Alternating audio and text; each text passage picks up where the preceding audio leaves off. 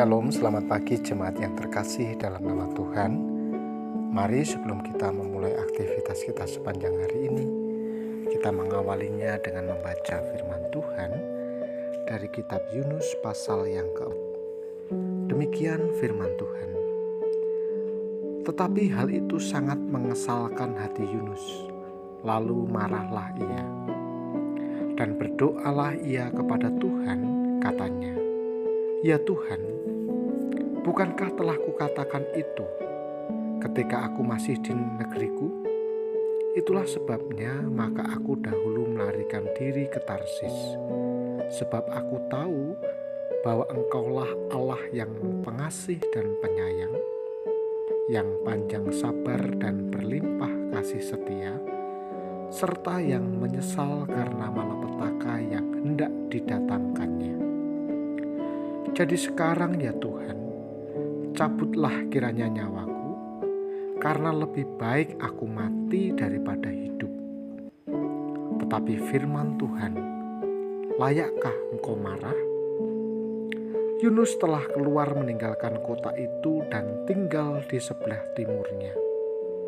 Ia mendirikan di situ sebuah pondok, dan ia duduk di bawah naungannya menantikan apa yang akan terjadi atas kota itu.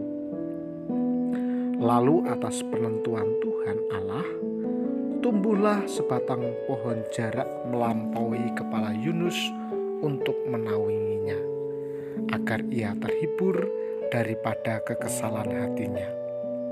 Yunus sangat bersukacita karena pohon jarak itu. Tetapi keesokan harinya, ketika fajar menyingsing, atas penentuan Allah datanglah seekor ulat yang menggerek pohon jarak itu sehingga layu. Segera sesudah matahari terbit, maka atas penentuan Allah bertiuplah angin timur yang panas terik, sehingga sinar matahari menyakiti kepala Yunus. Lalu rebahlah ia lesu dan berharap supaya mati. Katanya, "Lebih baiklah aku mati daripada hidup." Tetapi berfirmanlah Allah kepada Yunus, "Layakkah engkau marah karena pohon jarak itu?" Jawabnya, "Selayaknya lah aku marah sampai mati." Lalu Allah berfirman, "Engkau sayang kepada pohon jarak itu, yang untuknya sedikit pun engkau tidak berjerih payah dan tidak engkau tumbuhkan, yang tumbuh dalam satu malam dan binasa dalam satu malam pula. Bagaimana tidak aku akan sayang kepada Niniwe, kota yang besar itu, yang berpenduduk lebih dari 120.000 orang, yang semuanya tak tahu membedakan tangan kanan dari tangan kiri, dengan ternaknya yang baik." Bapak, Ibu, dan jemaat terkasih dalam nama Tuhan, ketika melihat Niniwe bertobat dan Allah tidak jadi menghukum kota itu, Yunus pun marah. Ia mengenal Allahnya dengan baik. Yunus tahu bahwa Tuhannya adalah Allah yang pengasih, penyayang, panjang sabar, berlimpah kasih setia, dan yang menyesal karena malapetaka yang hendak didatangkannya. Inilah alasan Yunus melarikan diri ke Tarsis. Yunus tahu bahwa Allah akan menyesal dan tidak jadi menjatuhkan hukumannya jika suatu bangsa bertobat dari kejahatannya. Sebagai seorang nabi Tuhan, tentu saja ia tahu kebiasaan Tuhan. Memang sekali ini Tuhan bertindak tidak seperti biasanya. Secara umum, jika Tuhan hendak menghukum suatu bangsa, maka ia akan memerintahkan nabinya untuk menubuatkan penghakiman tentang bangsa tersebut kepada orang Israel, bukan kepada bangsa yang akan dihukumnya.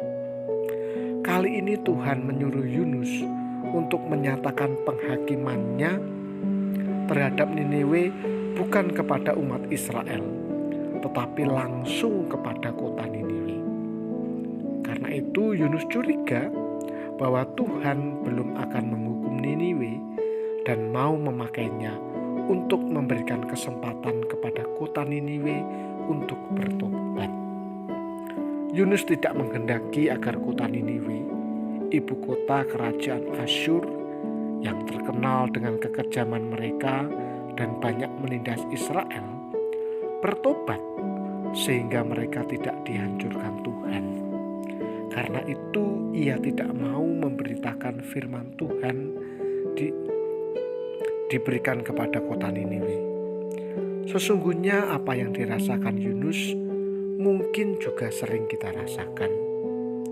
Kita lebih senang jika Tuhan menghukum musuh atau orang yang menyakiti kita daripada kita melihat mereka bertobat dan Tuhan tidak jadi menghukumnya.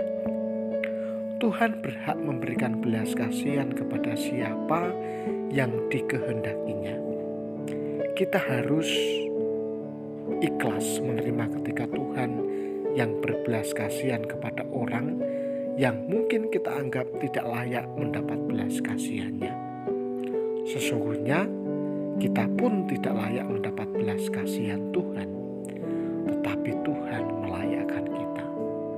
Untuk itu, mari kita terus memberitakan berita tentang kasih Allah kepada setiap orang, supaya setiap orang bertobat dari jalan hidup mereka dan mendapatkan belas kasihan Allah. Mari kita berdoa. Bapa di surga, kami mengucap syukur kepadamu apabila hari ini kami boleh bangun dari istirahat kami boleh menikmati udara yang sejuk, kami boleh menikmati kemurahan dan kasih Tuhan, dan kami bersyukur untuk sepanjang malam yang penuh dengan misteri Tuhan menjaga dan memelihara kami. Sebelum kami melangkah keluar, kami mau menyerahkan hidup kami ke dalam tangan kuasa-Mu. Berkatilah kami, berkatilah keluarga kami, berkatilah apapun yang akan kami lakukan sepanjang hari ini. Mohon Tuhan memberkati kami. Bapa, kami juga mau berdoa untuk umat Tuhan yang ada di GKMI Salatiga maupun yang ada di cabang-cabangnya, baik itu Ducukilan, Janglengan maupun Sumberjo. Kami bersatu hati untuk mereka yang saat ini bergumul dengan sakit penyakit, mereka yang dirawat di rumah sakit, ataupun mereka yang sedang ada dalam proses pemulihan kesehatan.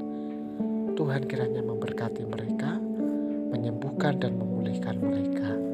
Berdoa untuk keluarga yang mendampingi, Tuhan berikan kekuatan, Tuhan berikan kesabaran, Tuhan berikan cinta kasih, agar mereka tetap setia mendampingi keluarga mereka. Kami berdoa untuk anak-anak kami yang masih studi, Tuhan memberkati dalam studi mereka, biarlah mereka semangat mengerjakan tugas bagian mereka sebagai seorang pelajar, dan kami percaya Tuhan sudah menyediakan masa depan yang terbaik bagi mereka. Terima kasih Bapa, kami sambut hari ini dengan penuh ucapan syukur, dan biarlah hidup kami senantiasa memuliakan Tuhan. Dalam nama Tuhan Yesus kami berdoa dan bersyukur. Amin. Selamat beraktivitas, Tuhan Yesus memberkati.